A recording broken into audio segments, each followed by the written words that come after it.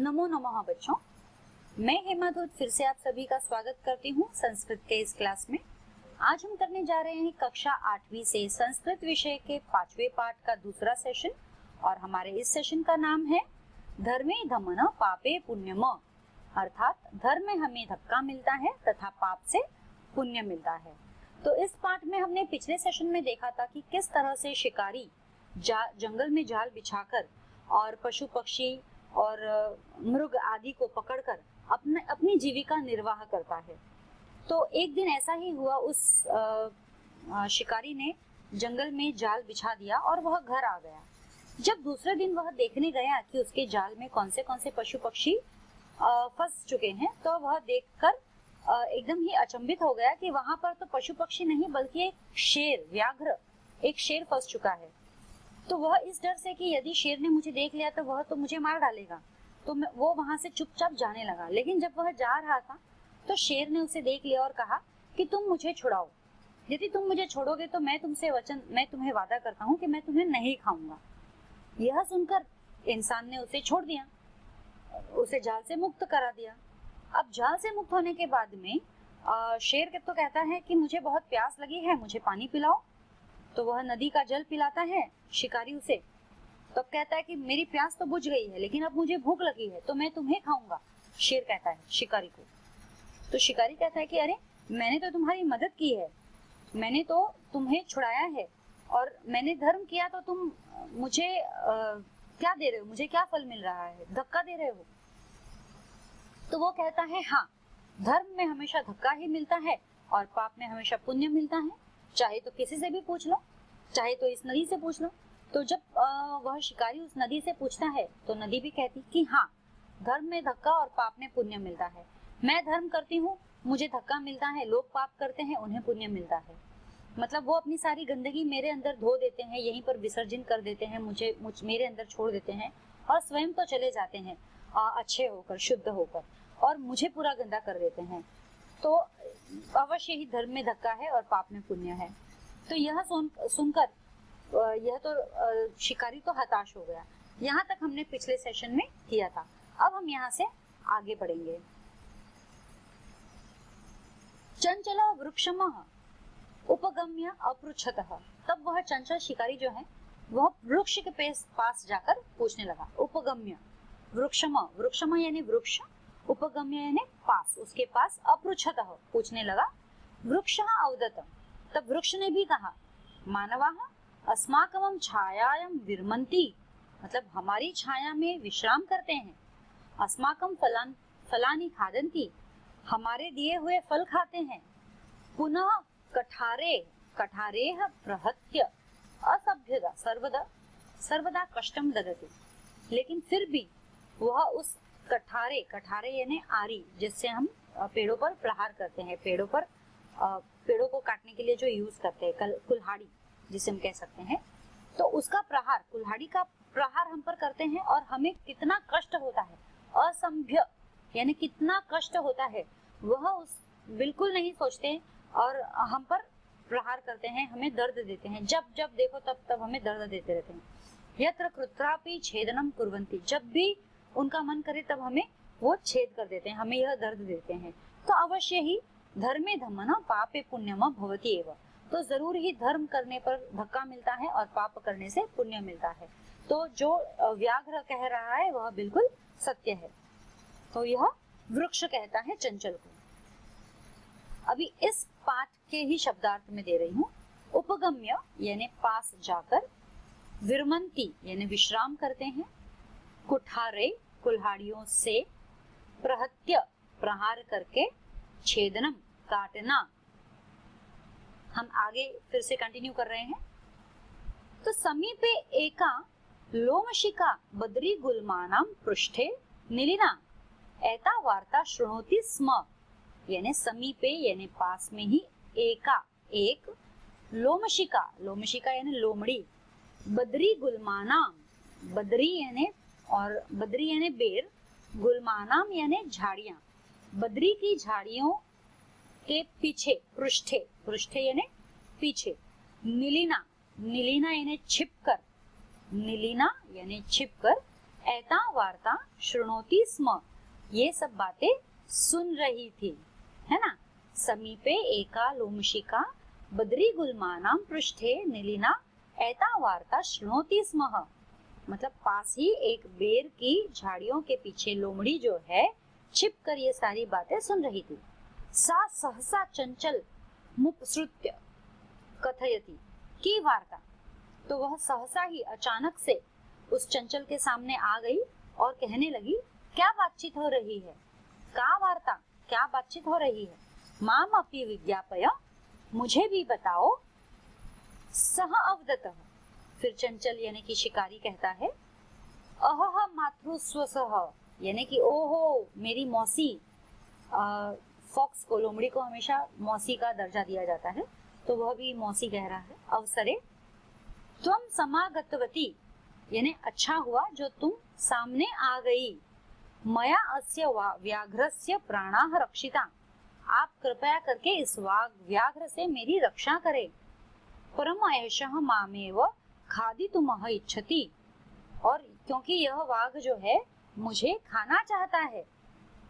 तदनंतर सह लोमशिकाये निखिलाः कथा न्यवेदयत, तो उसके बाद तदनंतर यानी उसके बाद सह यानी वह लोमशिकाये, लोमशिकाये यानी कि लोमड़ी को निखिला कथा, निखिला यानी सारी कथा सुनाता है। न्यवेदयत यानी कि सुनाता है। लोमशिका चंचलः अकथयत बाढ़म, तो लोमशिका फिर चंचल को कहती है, बाढ़म तुम जाल प्रसार्य, तुम मुझे जाल प्रसार के बताओ, क्योंकि लोमड़ी जो है वो बहुत ही चालाक है। अब इस मुसीबत से कैसे निकला जाए, तो वह कुछ सोच रही है और वह कह रही है कि किस तरह से कार्य करना है। तो वो ऐसा प्रतीत करती है मानो उसे कुछ समझ में नहीं आ रहा है, और वो कहती है कि तुम क्या बोल रहे हो, मेरे कुछ समझ में नहीं आ रहा है, तो एक काम करो, तुम मुझे जाल पहले बिछा के दिखाओ कि कैसा था पहले, तुम मुझे जाल बिछा कर दिखाओ। त्वं जाल प्रसारयः, तुम जाल बिछा के दिखाओ।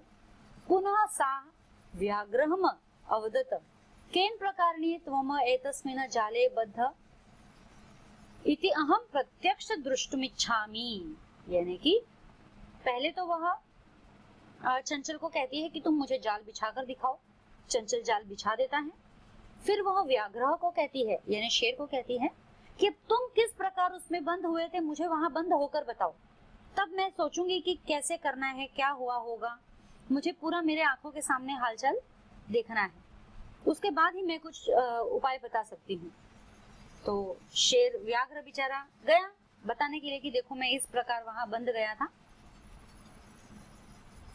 अहम प्रत्यक्ष द्रष्टुमिच्छामि, यानी वो जो लोमड़ी कहती है कि मैं प्रत्यक्ष ये देखना चाहती हूँ कि किस तरह से सारा कुछ हुआ होगा, किस तरह से शिकारी आकर तुमको छुड़ाया होगा, तो वो सब मुझे देखना है। तो पहले तुम कैसे बंधे थे वो मुझे दिखाओ। तो वो चला जाता है। व्याघ्र तद वृतांत प्रदर्शयितु तस्मिन्, तो एकदम वृतांत होकर, शांत होकर वो उसको बता रहा है कि मैं किस तरह से फंसा था। जाले प्रविशतः, जाल में प्रवेश करता है। लोमशिका पुनः अकथयत, और फिर लोमशिका यानी लोमड़ी फिर से कहती है, संप्रति पुनः पुनः कूर्दन कृत्वा दर्शय, अब मुझे कूद कर बताओ बार बार कि तुम कैसे निकले। अपने आप निकले होंगे तो उसको वो तो छुड़ाने का सवाल ही नहीं होता है। तो वो कूद रहा है, और क्योंकि जाल अभी वापस से पैक कर दिया शिकारी ने, जाल में जब व्याघ्र घुस गया तो शिकारी ने जाल वापस से पैक कर दिया। अब वो कहती मुझे कूद के दिखाओ कि तुम अपने आप बाहर कैसे नहीं निकल सकते हो, जाल में से इतने बड़े हो तुम नहीं निकल सकते। तो वो जो है उसको सह तथैव समाचारतः अनारतं कूर्दनेन सह श्रान्तः अभवतः। तो जैसे जैसे लोमड़ी कहती गई वैसे वैसे जो व्याघ्र करता गया और वह कूदने लगा जाल के अंदर, और कूदते कूदते काफी देर जब हो गई तब वह थक गया। श्रान्तः अभवतः, तो जाले बद्ध सह व्याघ्र क्लांतः, यानी जाल में बंद होकर जो उछल उछल रहा था वह एकदम से थक गया। क्लांतः यानी थक गया। कौन थक गया? व्याघ्र। सनन्यः सहायो भूत्वा तत्र अपतत प्राण भिक्षामिव च अचायत, अब उस व्याघ्र को धीरे धीरे समझ में आ रहा है कि इन्होंने मुझे वापस से कैद कर लिया है। तो अब वह एकदम असहाय हो गया है। असहाय, अब किसका सहारा ढूंढे, अब क्या करे, उसे समझ में नहीं आ रहा है। तब वह अपनी प्राणों की भिक्षा मांगने लगा कि कृपया करके मुझे छोड़ दो, मुझे यहाँ से बचा लो। तो लोमशिका व्याघ्रम अवदतम, तो लोमशिका ने व्याघ्र को इतना ही कहा कि तुमने सत्य ही कहा था। हाँ, सत्य त्वया भणितम, यानी कि भणितम यानी कहा है, तुमने सत्य ही कहा है।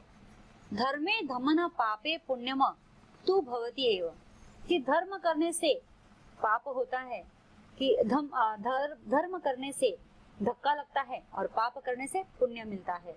तो यह एकदम सही है। जाले पुनः तम बद्ध दृष्टवा सह व्याधः प्रसन्नो भूत्वा गृहं प्रत्यावर्तत। तो जाल में जब उसने देखा कि पुनः व्याघ्र जो है जाल में फंस चुका है, यह देखा तो वह एकदम खुश हो गया, प्रसन्न हो गया कि चलो अब घर चलते हैं। तो भूत्वा गृहं प्रत्यावर्तत, यानी घर की ओर निकल गया। तो इस तरह से कितनी चालाकी से लोमड़ी ने व्याघ्र को दोबारा से, लोमशिका ने व्याघ्र को दोबारा से उस जाल के अंदर डाल दिया और बेचारे व्याध यानी कि चंचल शिकारी की जान बचा ली। तो इस तरह से यदि वह ऐसा सोचता नहीं तो आज शिकारी मौत के मुंह में होता, शिकारी शेर के मुंह में जा चुका होता, पेट में जा चुका होता, उसकी भूख मिट चुकी होती। लेकिन बड़ी ही चतुराई से उसने शिकारी को बचा लिया और शेर को पुनः उस जाल के अंदर डाल दिया।